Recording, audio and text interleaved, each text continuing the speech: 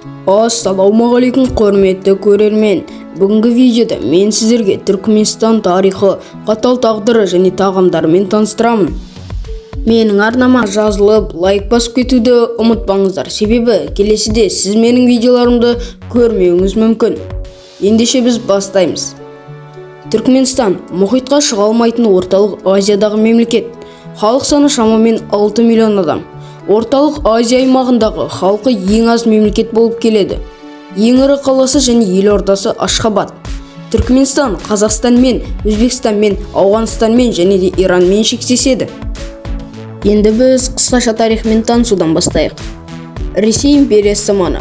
Орыс әскерлері түркмен жерін 19 ғасырдың аяғында басып ала бастады. Красноводскідегі Каспий теңізі арқылы өтіп өзбек хандықтарын жеңді.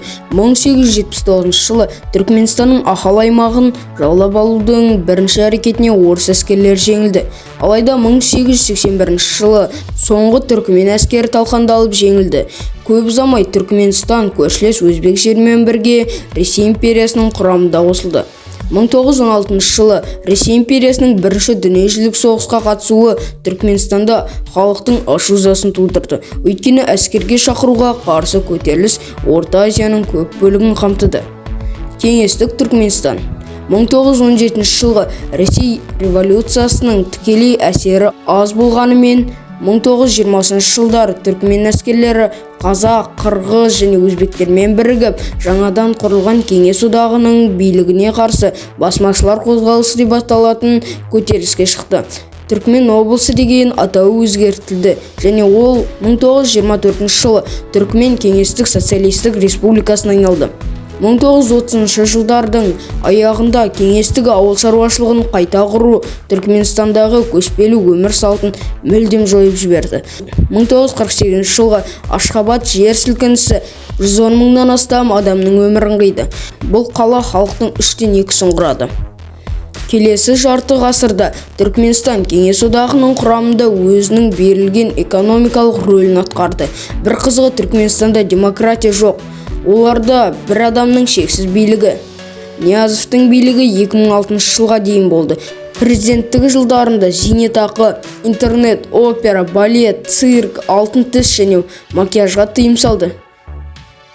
2002 жылы Ниязовқа қастандық жасау әрекеті қауіпсіздікті қамтамасыз ететін қызметкерлерді жұмыстан шығарды. Ниязов қуғындағы бұрынғы сыртқы істер министрі Борис Шахмұратты жоспарлаған деп айыптады. Шахмұратты өмір бойына бас бостандығынан айырды. Бердімұхамедовтар әулетінің президенттігі. 2006 жылы Ниязов кенеттен қайтыс болды. Үкіметтің уақытша басшысы болып тағайындалған премьер-министрдің орынбасары Құрбанқұлы Бердімұхамедов 2007 жылдың ақпан айының басында өткен сайлауында жеңіске жетті. Оның уақытша президент болып тағайындалуы және одан кейін президенттік сайлауға түсуі Конституцияға қарсы болды. Бердімұхамедұлы билікке келе сала Түркменстан әнұранынан Ниязовтың есімін және Ашхабадтағы ескерткішті алып тастаған болатын. Құрбанқұлыға қорғаушы деген атақ берілді. Оның отбасы мүшелеріне арналып ескерткіштер салынды.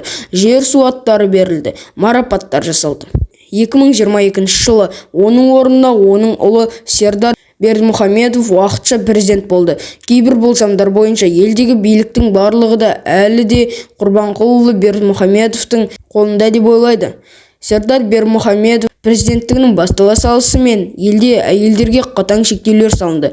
Бірнеше косметикалық қызметтерді пайдалану, пластикалық операцияға жасауға тыйым салу. Түркменстаннан қашқан адамдардың айтуынша, Түркменстанда өмір сүргеннен шетелде сыпырушы болған артық дейді.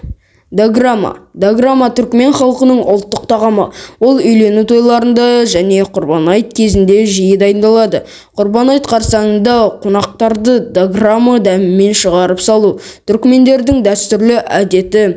Даграма қой немесе сиыр етінен дайындалады. Алдымен ет суда қайнатылуы керек. Су қайнаған кезде бір ас қасық тұз бен қызанақ қосылады. Етті олар араластырып баяу отта пісіру керек. Ахалтеке жылқысы көшпелі өмір салты ел мәдениетінің көптеген қыр-сырын анықтатты. Тіпті Түркменстанның елтаңбасында да әлемге әйгілі ақалтеке жылқысы бейнеленген. Ақалтеке әлемдегі ең таза және ең көне жылқы тұқымдарының бірі болып саналады. Көшпелі халық өзін жылқысыз елестете алмаған. Жылқы өмірдің негізі саналған. Түркмендер 2 ғасырдан бері қалада, ауылда тұрып жатыр, бірақ жылқыны құрметтеу қанында бар.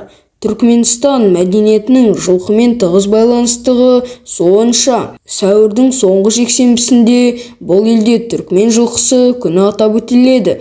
Бұл күні жәрмеңкелер, көрмелер, жылқыға арналған сұлулық байқаулар және әрине ат жарыстары өтеді. Түркменстанның ұлттық киімдері. Түркмендер орталық Азиядағы көршілерінің арасында ұлттық киімге деген құрметімен ерекшеленеді.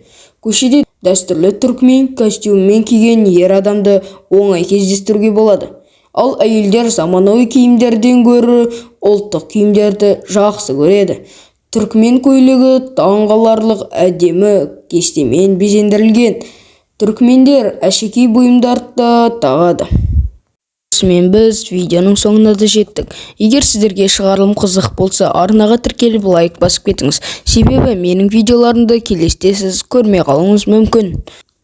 Енді Түркменстанның дәстүрлі әнін тыңдап кетіңіз.